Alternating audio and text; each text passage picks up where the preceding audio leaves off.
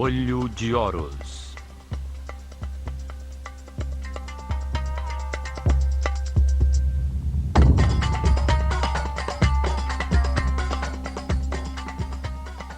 Sétima parte. Dendera, o amanhecer da astronomia.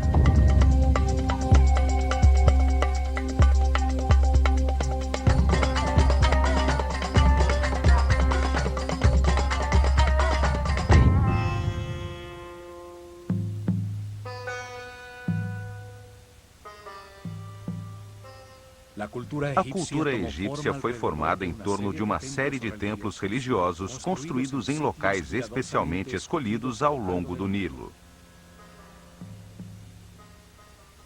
Para os sacerdotes egípcios, qualquer forma no universo que cresça exteriormente necessita de um receptor que permita seu desenvolvimento no tempo. Os templos foram os tais receptáculos que permitiram o desenvolvimento de sua civilização. Cada templo expressou uma tomada de consciência diferente sobre o universo. Seu objetivo era transmitir à sua sociedade os diversos princípios fundamentais, as verdades distintas. Isto permitiu que cada templo atuasse como um órgão distinto no país, com funções diversificadas, dedicado a ensinar e explorar um tema religioso diferente. Assim eram vistas as casas de Deus. Durante milhares de anos, as fronteiras do reino dos faraós no Egito, discípulos da sabedoria dos sacerdotes do Olho de Horus, foram respeitadas por todos os impérios asiáticos. Nunca quiseram ampliá-las e em seu interior existia um lugar de paz se comparado à anarquia universal. O declínio começou com o desaparecimento de seus mais altos sacerdotes, após Moisés, o último de seus grandes iniciados, ter atravessado o Mar Vermelho, e terminou com o caos, a destruição de seus templos e o extermínio realizado pelo persa Cambyses II.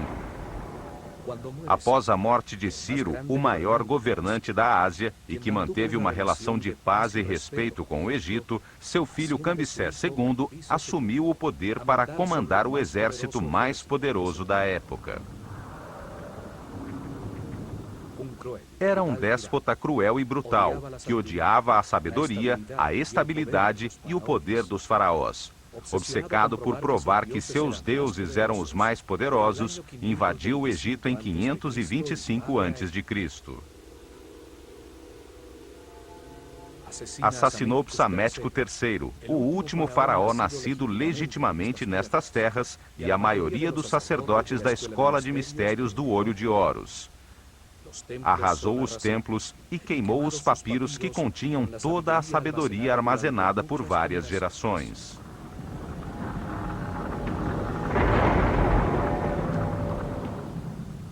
O conhecimento se converteu em escuridão, e a antiga sabedoria egípcia desapareceu junto com seus altos sacerdotes.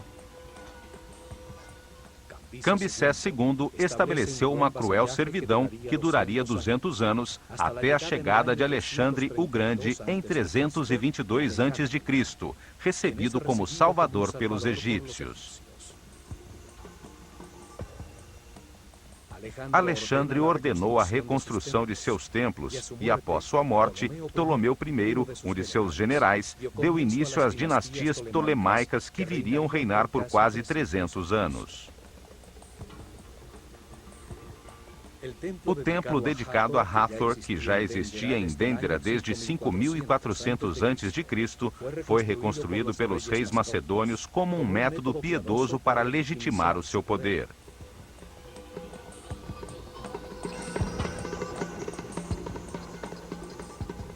Hieroglifos encontrados em uma de suas galerias subterrâneas afirmam que o templo foi reconstruído seguindo fielmente os planos e desenhos originais feitos pelo sábio Imhotep. O complexo religioso de Dendera está localizado a 26 graus norte de latitude. Dali partia um caminho antigo que leva ao Mar Vermelho. Posteriormente, Tebas seria construída um pouco mais ao sul. Nos primórdios de sua civilização, na noite estrelada de um solstício de verão, num terreno sobre o Nilo, cuidadosamente escolhido por sua relação com as estrelas, realizou-se uma cerimônia chamada Putser. O faraó do Egito e o sumo sacerdote da escola de mistérios do Olho de Horus, rodeados por toda a população, avistaram um grupo de estrelas sobre o polo norte do planeta. Eles a chamaram Constelação de Tuaret, e seu símbolo foi uma hipopótama vermelha. Em nosso tempo, chamamos esse grupo de estrelas de Dracones, e seu símbolo é uma serpente-dragão. A mais brilhante de todas era Alfa Draconis, a estrela que nessa época se localizava exatamente sobre o eixo de giro do planeta e que 4.320 anos depois foi substituída por Polaris, a que atualmente guia nossos navegantes.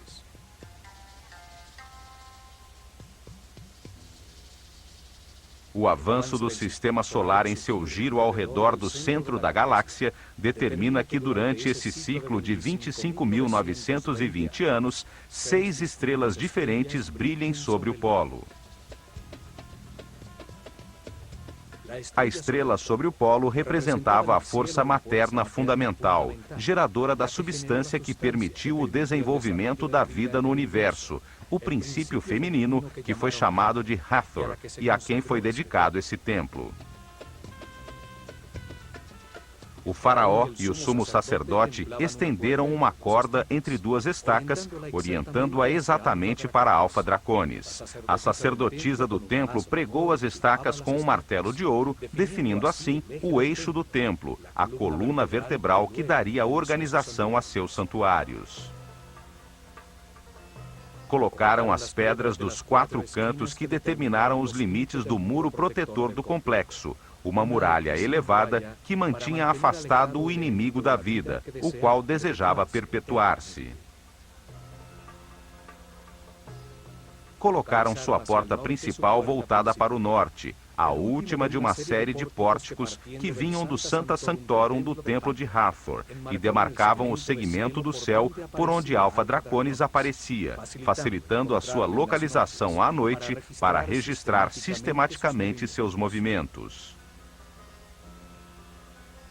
Nessa mesma noite, olhando na direção leste, encontraram também outra estrela a 90 graus da anterior, a que chamaram de Sírio, e que era o símbolo de Ísis no céu. Assim, localizaram o eixo de um segundo templo que determinou a segunda porta do complexo. A porta do templo de Ísis demarcava o setor do céu por onde ascendia a estrela Sírio e onde aparecia o sol em 21 de junho, dia do solstício de verão. O templo cresceu em seu interior, enquanto os sacerdotes registravam os movimentos das estrelas e estudavam os processos impulsionados pela sua energia, inscrevendo em seus muros as conclusões a que chegaram sobre esse tema sagrado. Sírio, o símbolo de Ísis, era chamada de estrela-cachorro, pois seguia a constelação de Órion, personificação de Osíris no céu. Após estar escondida no horizonte por 120 dias, marcava com sua aparição o momento das cheias do Nilo.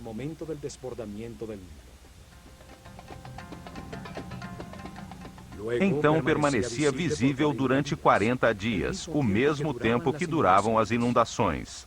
Esta correlação fez com que Sírio se tornasse muito importante para a vida do país, que dividia o ano em 3 estações, chamadas de tétrames, que eram determinadas pelas enchentes do Nilo.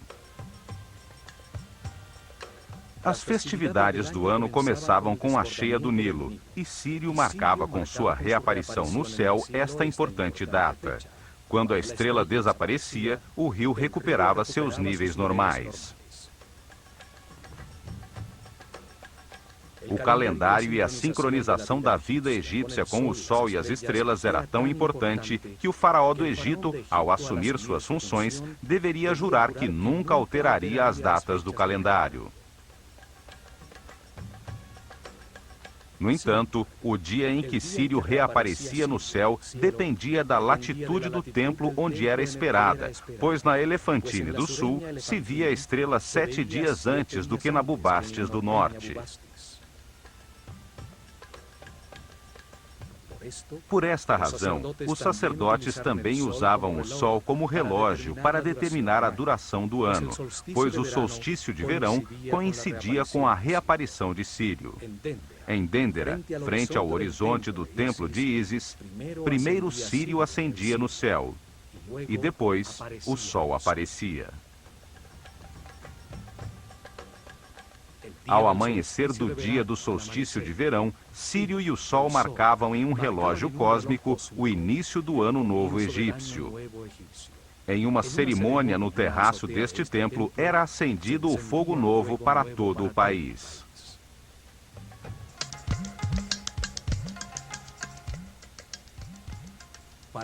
Para entrar em Dendera, é necessário atravessar uma série de construções erguidas pelos romanos durante os reinados dos imperadores Trajano e Domiciano. Uma série de quiosques de cada lado demarcam o pórtico norte, embutido nos muros que protegiam o lugar.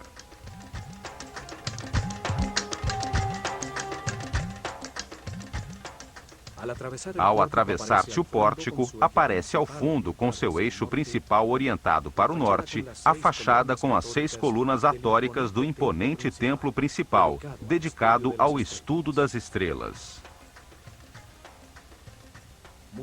Muito perto da entrada do complexo, encontra-se uma capela dedicada ao nascimento de Horus, construída pelos romanos durante o reinado do imperador Augusto. Aqui era celebrado o momento da iluminação, quando Ísis dava à luz, simbolicamente, o filho de Osíris. Em seus muros estão talhadas as cenas de amor de Ísis e Osíris, o nascimento e a apresentação do menino e a cena deste na roda da olaria, quando Deus lhe dá sua forma material.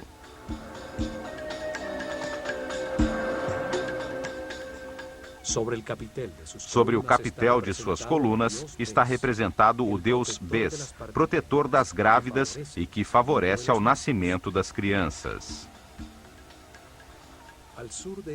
Ao sul desta capela, encontram-se as ruínas de uma basílica cristã construída no século V depois de Cristo, época em que os rostos dos personagens sagrados foram cuidadosamente destruídos nos muros dos templos.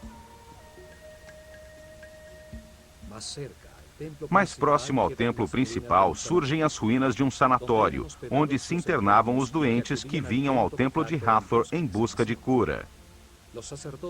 Os sacerdotes do templo usavam seus conhecimentos de medicina para ajudar ao povo no plano material. Hathor, a força feminina multiplicadora da vida, era reverenciada como uma figura compassiva. O povo percorria grandes distâncias para orar em seu templo, banhar-se em suas piscinas sagradas e receber os remédios e cuidados de que necessitavam. O complexo de Dendera podia abrigar milhares de pessoas, e no interior de seus muros existia outra série de construções que reunia padarias, cervejarias, cozinhas, armazéns, silos, as dependências dos sacerdotes e iniciados, em centenas de abóbadas como esta localizada em Tebas.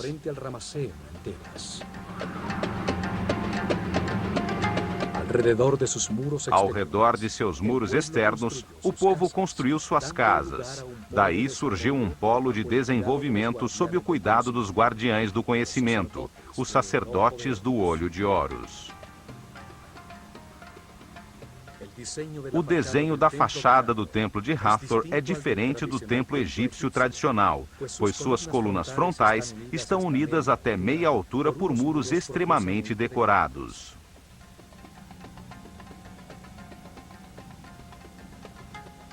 Seu acesso se faz através das 18 colunas do Salão da Vida, que sustentam um elevadíssimo céu raso, totalmente talhado com informações sobre os astros e seus movimentos, sendo a abóbada deste céu sustentada simbolicamente pelas colunas de Hathor.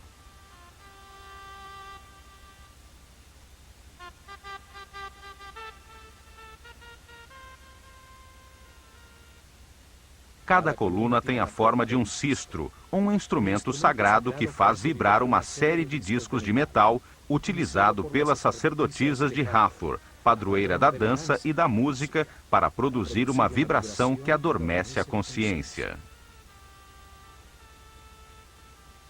No alto, o capitel está formado por 4 rostos de Hathor talhados, cada um olhando a um ponto cardial, simbolizando que sua força pode ser sentida em todas as partes do mundo. Seus olhos de serpente e suas orelhas de vaca, símbolo da maternidade e da nutrição, formam uma imagem quase extraterrestre, associada em inúmeras lendas ao planeta Vênus. O templo foi encontrado em excelente estado pelas tropas de Napoleão, por ter ficado sepultado sob areia por milhares de anos. Converteu-se em refúgio para as tribos nômades que, com suas fogueiras, defumaram as cores do belo céu raso. No céu raso deste grande salão, os últimos sacerdotes de Dendera talharam as tábuas astronômicas que ainda conservavam, produzidas por várias gerações de sacerdotes, de forma a impedir que este conhecimento desaparecesse para sempre.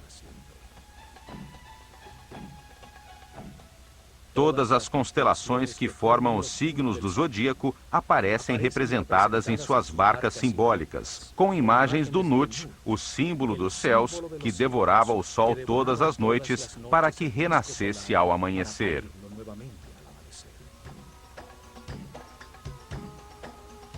Os sacerdotes decidiram transcrever nos muros destes templos alguns papiros importantes, como os registros astronômicos que foram salvos da destruição de Cambises, com o intuito de preservá-los para as gerações futuras.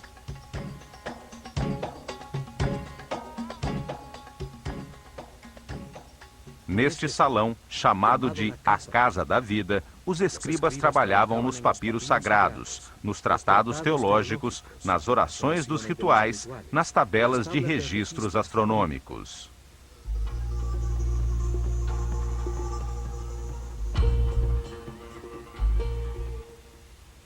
A arte, a teologia, a magia, a astronomia e a medicina foram ensinadas aos discípulos da Escola de Mistérios neste grande salão.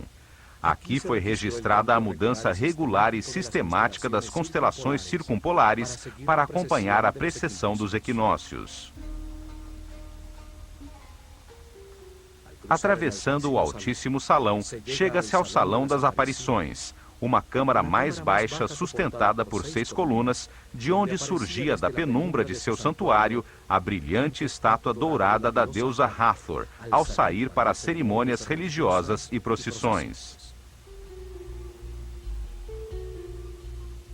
Na sua parte superior, encontram-se as capelas dedicadas a Osíris, o símbolo do processo de aperfeiçoamento vivido por todo ser humano através da reencarnação, para transmutar em muitas vidas sua animalidade original e se converter em um super-homem.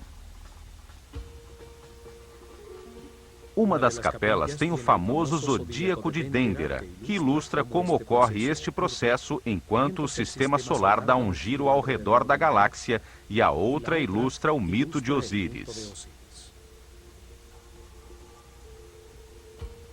Em torno deste salão se encontram os 6 salões dos rituais diários.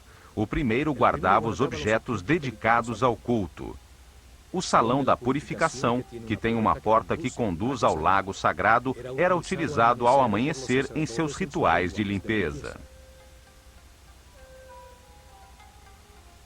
Os templos tinham um lago sagrado, escavado até chegar-se ao nível do lençol de água da região, forrado de pedra e com uma série de escadas que permitiam aos sacerdotes entrar na água para purificar-se antes do início de seu serviço no templo.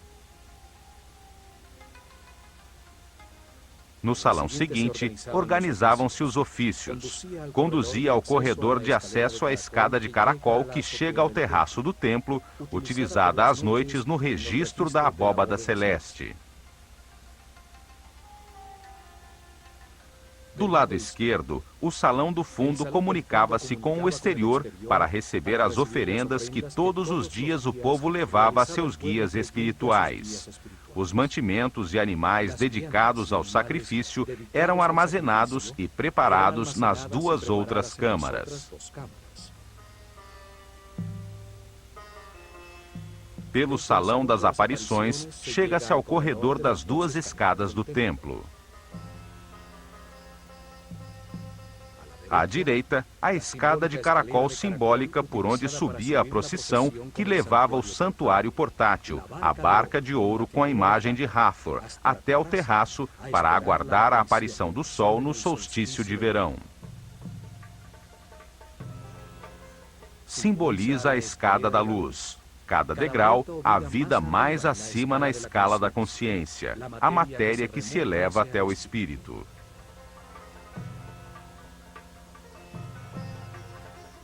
E à esquerda tem-se acesso a uma longa escada reta por onde descia a procissão trazendo o fogo novo. A escada reta simboliza o espírito que baixa novamente à Terra para condensar-se na matéria, com o objetivo de viver experiências que lhe permitam compreender o universo. Atravessando este pórtico, chega-se à antecâmara do santuário, onde ardia o fogo, o instrumento dos deuses, a primeira substância do universo, a forma mais elementar da matéria. Ali faziam as oferendas a Hathor, o princípio feminino gerador da vida no universo.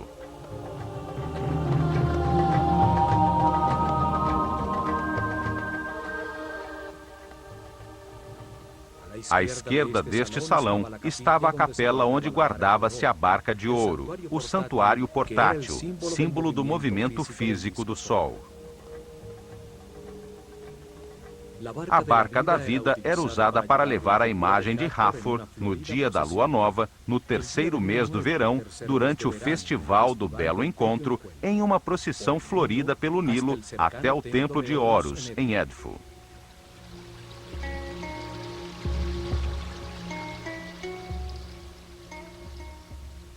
Um espaço aberto, sem teto, também se comunicava com a antecâmara do santuário.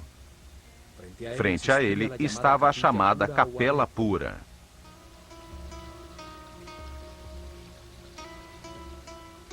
As figuras simbólicas eram levadas a este espaço aberto para que renovassem suas forças ao serem recarregadas com a energia solar. À medida que se adentra, o templo torna-se mais escuro, os tetos mais baixos e as portas mais estreitas. O chão se eleva para demarcar claramente o santuário até a estrela Alfa Draconis, sobre as cabeças dos espectadores das cerimônias. E, finalmente, no mais profundo do templo, sobre seu eixo principal, chega-se a seu coração, seu espaço mais sagrado, o lar de Hathor. Sua figura de ouro, a carne simbólica dos deuses, com seus olhos de pedras semi-preciosas, ficava encerrada em um pequeno tabernáculo.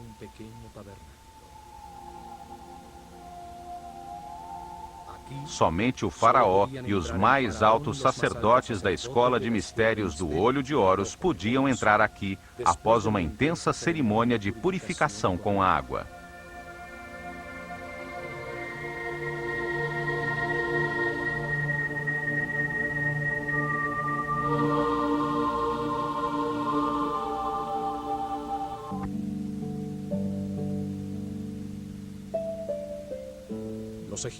Os egípcios entenderam que, como todos os seres no universo, Deus tem uma parte masculina, emissora, da qual flui a informação, e uma parte feminina, que a recebe para gerar com a sua substância tudo o que é criado.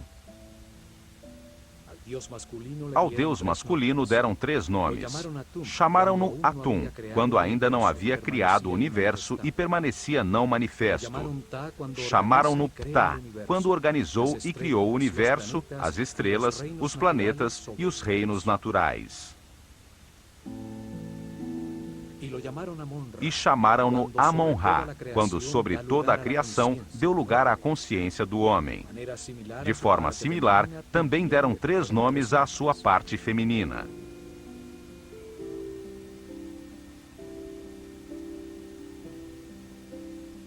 Chamaram-na de Nun, quando era apenas uma substância homogênea, virginal, sem forma, em estado de perfeito equilíbrio, o líquido amniótico do universo não manifesto. Chamaram-na Sekhmet, quando se polarizou em 2 forças opostas, que a transformaram em uma substância radiante, em fogo, um princípio multiplicador em movimento que gera Nefertum, o universo que reconcilia e harmoniza temporalmente as forças opostas.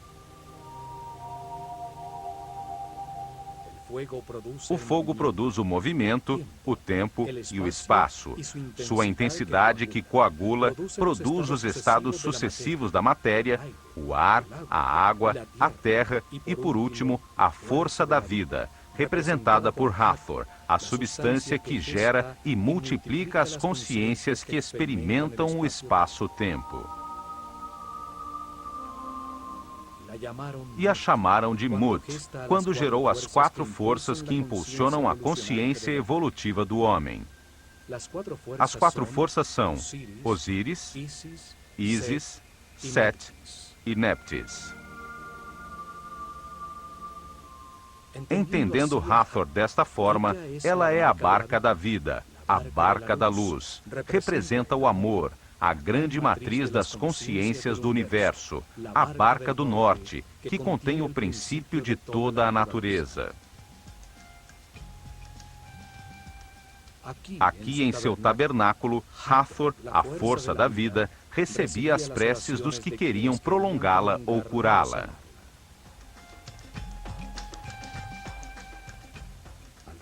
Em torno do seu Sancta Sanctorum, um corredor perimetral aos muros do templo dava acesso a uma série de capelas, espaços sagrados dedicados a todas estas forças fundamentais.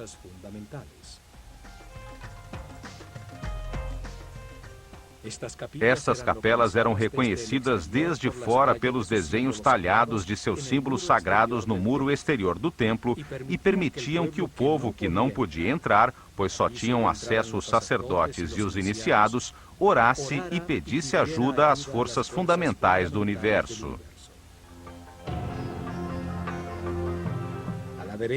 À direita da capela do ouvido de Hathor, 2 capelas que se comunicavam eram dedicadas à adoração do único Deus, o Criador da consciência do homem, o que está em todas as partes, Amon-Ra, com seus símbolos também talhados no muro externo. As 2 capelas da esquerda continham as imagens que simbolizavam as forças fundamentais do Baixo Egito, todas relacionadas com Hathor e seu instrumento musical, o sistro.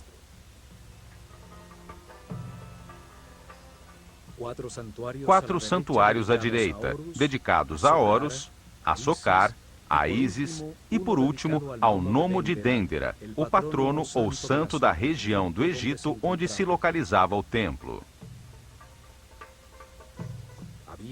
Havia outra capela que continha o colar de Menat, um colar utilizado pelo sumo sacerdote nas cerimônias e procissões, com 4 imagens de Hathor, cada uma com um trono simbólico na parte de cima. Os 4 tronos representavam os poderes supremos do universo: o amor, a sabedoria, a força infinita da vontade divina e a harmonia. Sob o piso destes espaços existia uma série de criptas onde eram guardados os elementos mais sagrados, as peles escritas e papiros mais secretos relativos à revelação deste templo.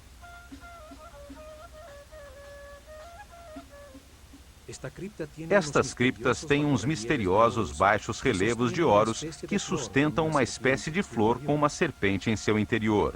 Teorias científicas afirmam que se trata das lâmpadas que utilizaram para iluminar suas câmaras e construções sob o solo.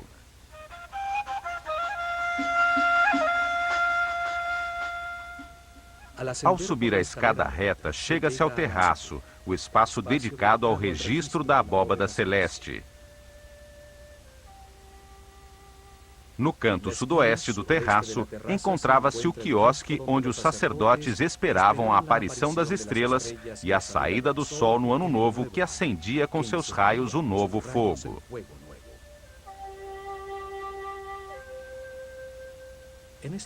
Nesta pequena cobertura do terraço, os sacerdotes se reuniam às noites, dividindo a abóbada celeste em setores chamados nomos, com o objetivo de identificar os movimentos relativos do firmamento e do planeta. Os sacerdotes de Dendera eram chamados de Cabirim, os medidores do céu. Eles registraram a primeira carta celestial, a que marcava as posições relativas dos Mazarotes, os fogos do céu. A astronomia surgiu em Dendera. Astro significa estrela. Astronomia significa logos, ou conhecimento das estrelas. Por este terraço chega-se às duas capelas dedicadas a Osíris, o princípio divino que simboliza a evolução, através da reencarnação de todos os seres humanos. Nelas é descrita a lenda em que seu irmão Sete, para ficar com seu reino e com sua mulher Ísis, o corta em 14 pedaços e espalha as partes de seu corpo por todo o Egito. As talhas mostram o momento em que Ísis, após reunir seus pedaços, suspensa no ar sobre o falo de Osíris, sob a forma de um falcão fêmea, consegue, em uma comunhão espiritual, engravidar e dar à luz a Horus.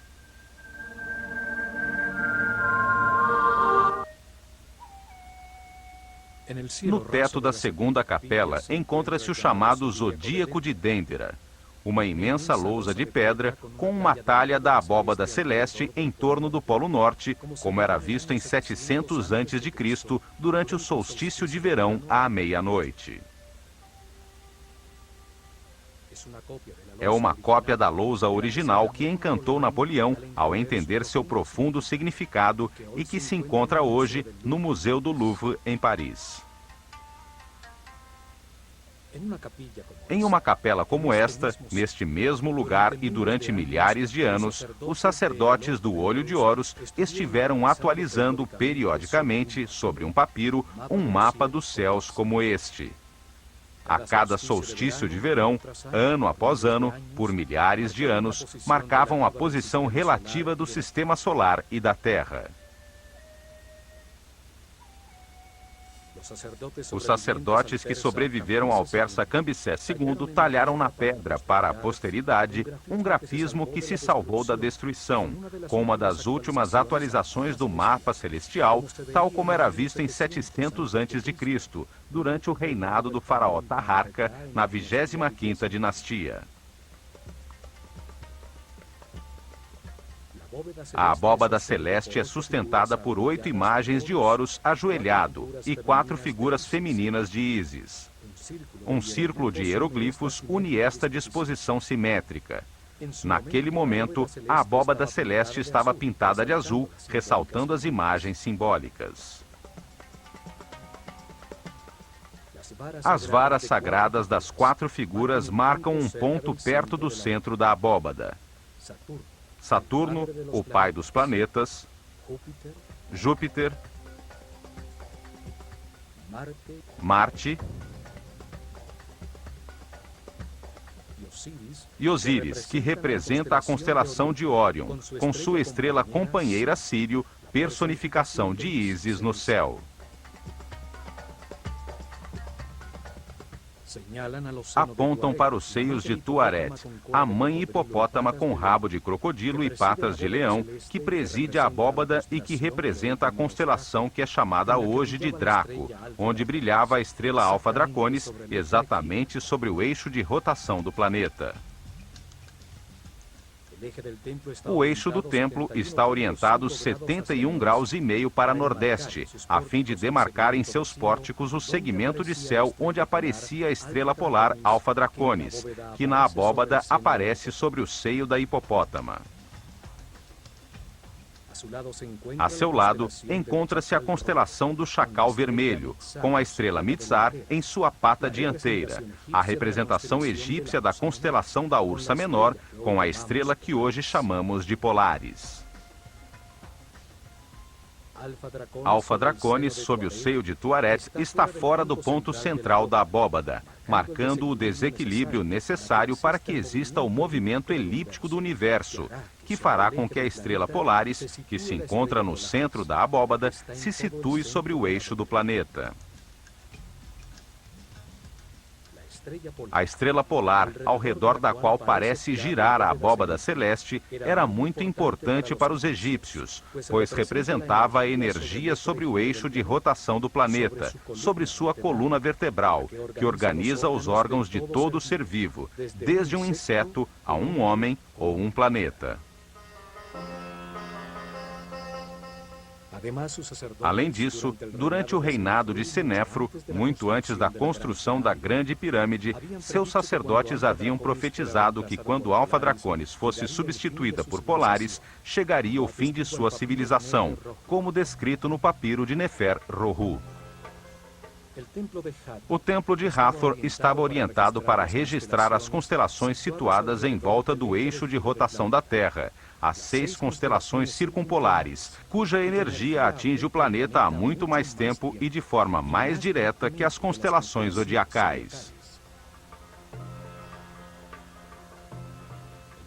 Em uma época em que o dia e a noite eram como a vida e a morte, o setor do céu sobre o polo, onde as estrelas eram sempre visíveis, contrastando com as que ascendiam e desapareciam, representavam os poderes da escuridão que a luz nascente do sol fazia desaparecer. A escuridão inicial, a mãe escuridão, o espaço vazio, o caos, eram representados por esta hipopótama vermelha. Ao sair da água, os hipopótamos transpiram um líquido vermelho. A água do Nilo, ao transbordar e invadir a terra, tornava-se vermelha devido ao óxido de ferro. O vermelho simbolizava a fonte materna.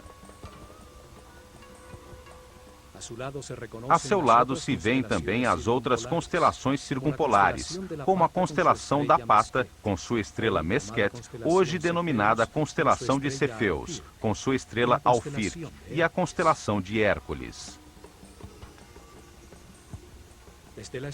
A partir da estrela sobre o polo, dividiram o céu à sua volta em 12 setores principais, com 30 graus cada um. As constelações de estrelas que continham os decanos, uma série de 36 estrelas muito brilhantes, pelas quais o sistema solar passa em sua viagem pela galáxia. O sistema solar e o homem, ao atravessar cada um dos 12 setores em que as estrelas foram agrupadas, recebia uma influência energética diferente que impulsionava nos espíritos encarnados, em cada momento, um processo diferente de aperfeiçoamento. Para explicar que processo impulsionava cada grupo de estrelas, usaram animais, que representavam um nível evolutivo diferente da consciência em seu caminho de reencarnações para a aquisição de sabedoria pela experimentação em um universo de polaridades contrastantes, de luz e escuridão, o círculo de animais ou zodíaco.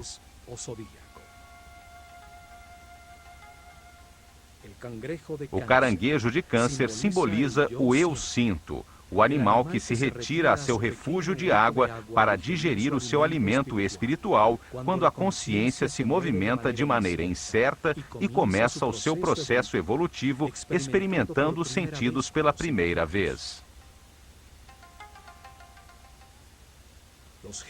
Os gêmeos de Gêmini simbolizam o eu penso, o desejo de aprender e explorar com a dualidade necessária para encontrar a verdade, o conhecimento e a experiência através dos opostos, das experiências contrastantes.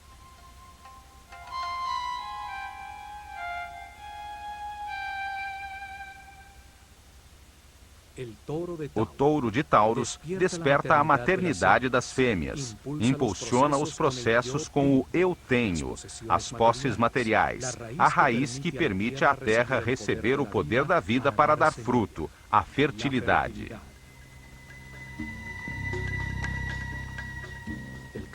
O carneiro de Áries representa a tomada de consciência do seu ser, o eu sou, a força que resiste às dificuldades da vida e converte a rocha em cristal, a matéria que domina a si própria e se torna transparente.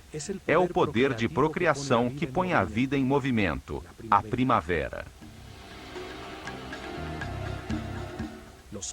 Os peixes de Pícis impulsionam os processos com o eu creio, com o sistema de crenças adquiridas. É quando se submerge na inconsciência para buscar a origem de suas palavras e ações. Em Aquário, a consciência irradia os conhecimentos verificados e adquiridos por Gêmini.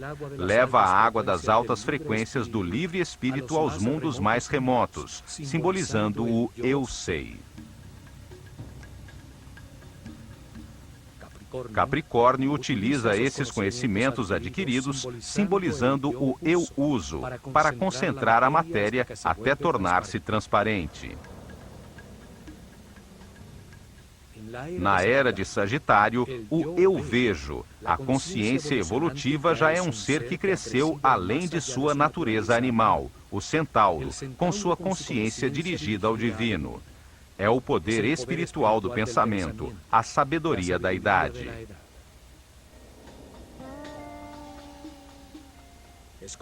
Escorpião simboliza o eu desejo. É o animal que pode se matar com seu próprio veneno.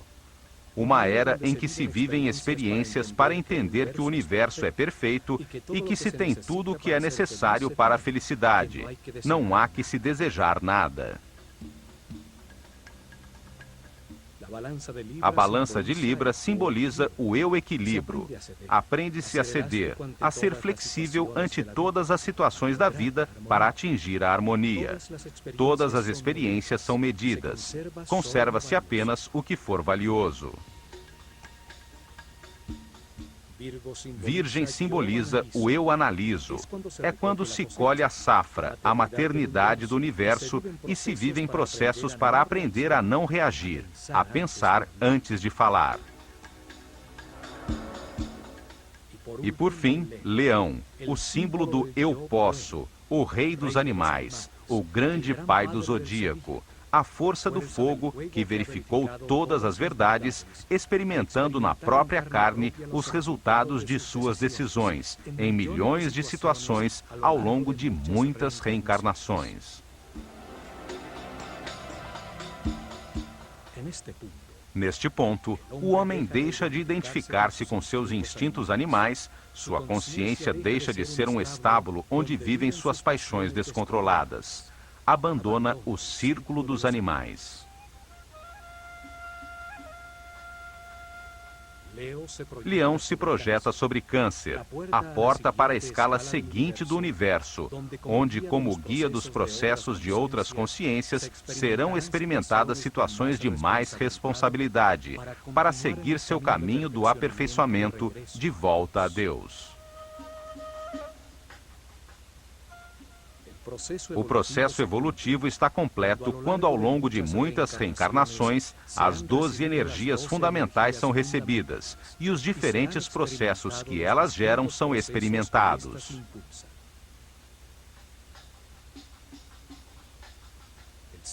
O signo zodiacal sob o qual o homem morre será o signo sob o qual nascerá em sua próxima encarnação. Em cada vida, experimenta diversas personalidades, sob a influência de forças diferentes, à medida em que o Sol avança em seu giro pela abóbada celeste.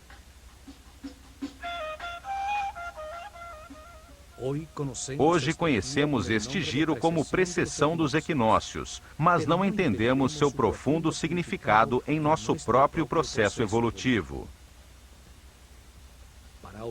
Para o Ocidente, não existe aperfeiçoamento espiritual como um processo de muitas reencarnações. Este mapa celestial comprova os conhecimentos astronômicos e filosóficos dos sacerdotes da Escola do Olho de Horus, que entenderam a vida no universo como um processo desenhado por Deus para converter um animal ignorante em um super-homem sábio. Subindo por uma escada com degraus semi-suspensos contra um muro talhado com hieroglifos, chega-se ao terraço superior do templo. Ali ainda se conservam as fendas que sustentavam os instrumentos usados pelos sacerdotes para registrar, de forma adequada, os movimentos dos astros. O Templo de Hathor registrava os movimentos das estrelas polares. Ali era acompanhada a troca de Alfa Draconis, que no ano 4320 a.C. brilhava sobre o Polo Norte, por Polaris, estrela que hoje orienta nossos navegantes. Neste terraço, em muitos solstícios de verão, eram realizadas cerimônias para acolher o Ano Novo Egípcio, quando a barca de Hathor, o princípio multiplicador das consciências que vêm experimentar o espaço-tempo, subia ao terraço. Ali, os primeiros raios de sol anunciados por Sírio, ao reaparecer no horizonte, acendiam o fogo novo, a força que pôs o universo em movimento, gerando um lugar onde a consciência aprendeu o significado do amor, graças à existência do medo.